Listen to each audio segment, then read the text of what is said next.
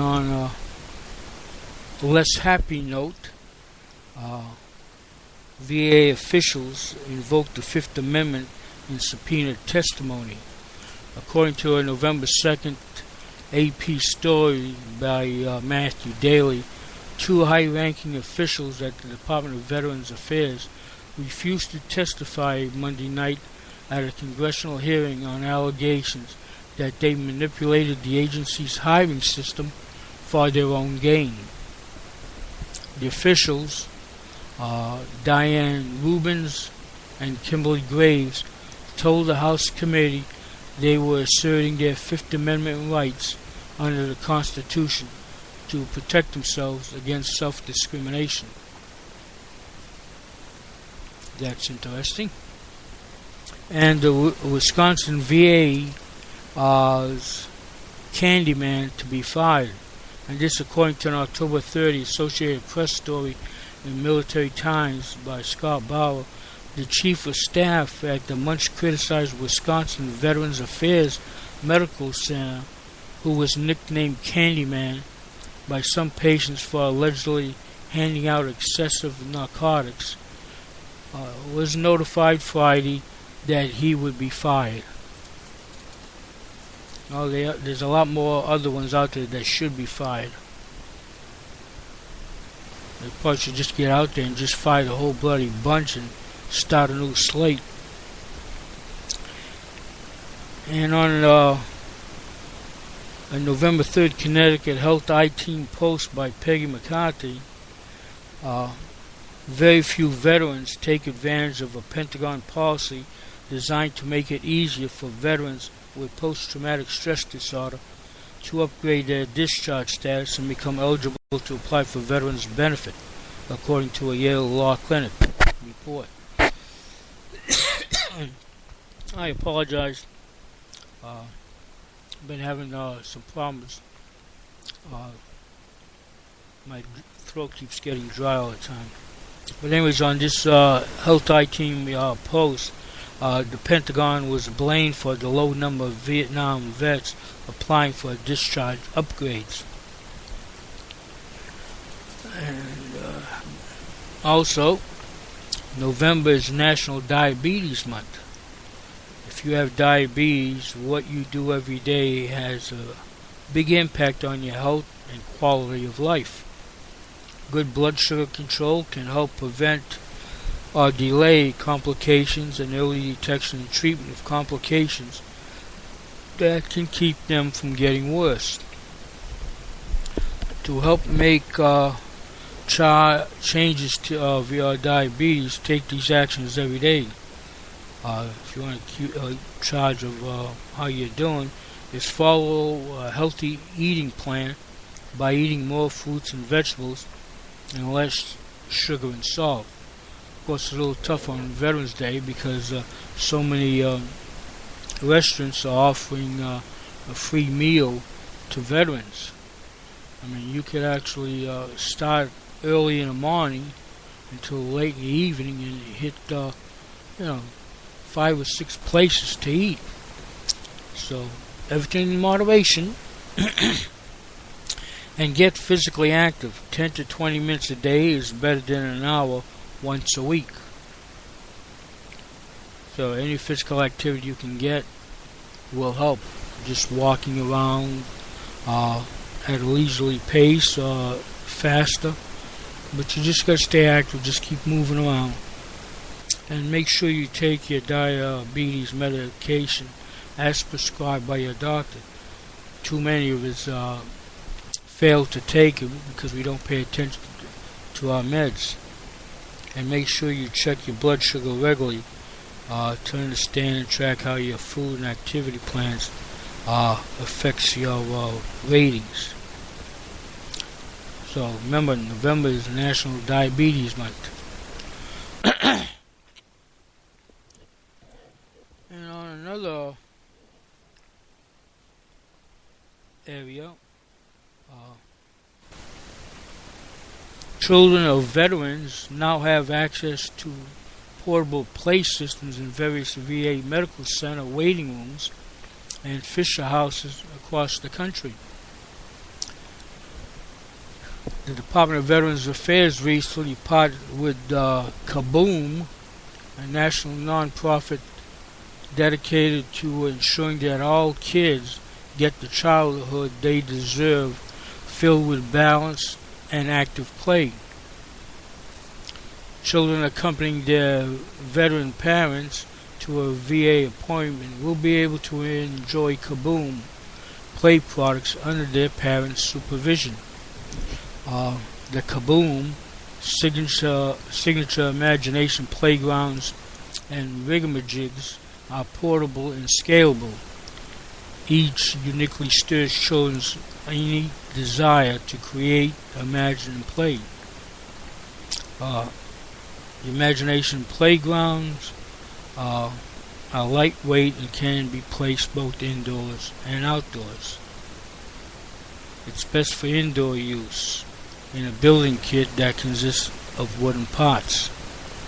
The first imagination playground donations went to Fisher House in Gainesville, Florida, and Salt Lake City, Utah, during September of this year. Since 1996, Kaboom has engaged more than 1 million volunteers and served 8.1 million children by building, opening, and improving nearly 16,300 playgrounds with its partners. Well, it's nice to see that children will have something to do while they're waiting for their parents.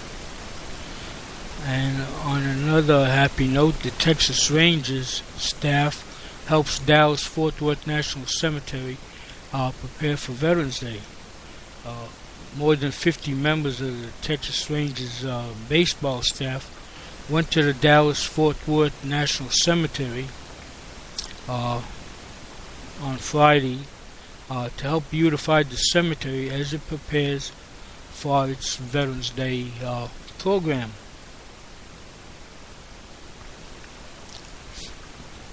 Excuse me. We are extremely grateful for these volunteers' help, said Cemetery Director Larry Williams. This cemetery is a national shrine, and we appreciate all the help we get from our community. Karen Morris, president of the Texas Rangers Baseball Foundation, said that the baseball team has developed an important relationship with the veteran community and are appreciative of the opportunity to help. While many of our fans see our players as heroes, the real heroes are here in this cemetery. Navy veteran Shannon Abbott, who works in the Rangers Human Resource Department, was one of the first to arrive. It's important for us vets to stick together and help each other out. We want to make this place as beautiful as possible. It's the least we can do to honor those who made the ultimate sacrifice.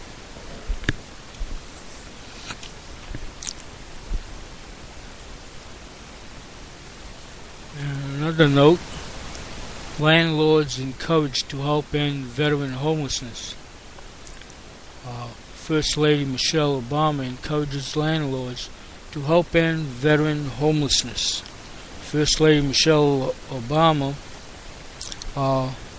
this week encouraged landlords, encouraging them to help communities across the country and veterans homelessness.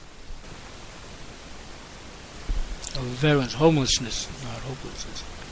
You all have the power to open doors for vets and give them the stability they deserve and help our country solve an issue that has been swept under the rug for far too long. That is true. The message asks landlords to make units available to veterans with federal rental assistance who haven't yet been able to find a home. We've made historic investments to get housing vouchers into the hands of veterans and treat them with the dignity they deserve, said HUD Secretary Julian Castro. But there are a number of communities where housing is too scarce or unaffordable that having a voucher just isn't enough. In those cases, We need landlords to be a part of the solution by stepping up and accepting those vouchers. In choosing to rent to veterans exiting homelessness, landlords get a stable source of rent and the peace of mind that veterans receive ongoing supportive services from local VA staff or community organizations to help them through unexpected crises. Just like it is our country's duty to bring back all of our men and women from the battlefield, we've also got a duty to make sure that every single veteran has a place to call home when they get here and for the rest of their lives, said Mr. Obama at the launch of the challenge.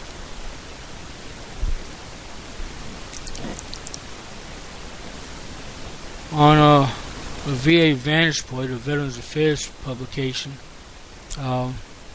America's commitment to our veterans can be traced back to the days of the Plymouth Colony, when Pilgrims passed a law that stated that disabled soldiers would be supported by the colony. Over the years that followed, Congress established various programs to ensure veterans' benefits, disability compensation, insurance for service personnel and veterans, and vocational rehabilitation for the disabled. On July 21, 1930, President Herbert Hoover signed Executive Order 5398, creating the Veterans Administration to consolidate and coordinate government activities affecting war veterans. By the 1980s, more than 30% of adult males in the United States were veterans.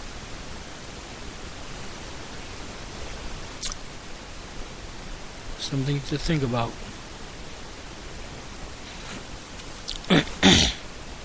But even with all the work that's been done, we still have it's inconceivable for citizens that there are now 4 million living disabled American veterans.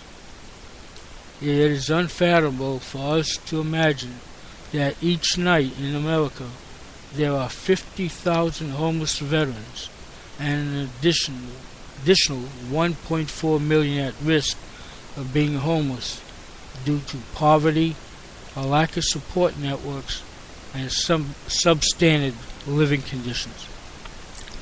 And it is equally incomprehensible that there are an estimated 10,000 female veterans on the streets every night, and that 1 in every 5 women who have served as victims of military sexual assault.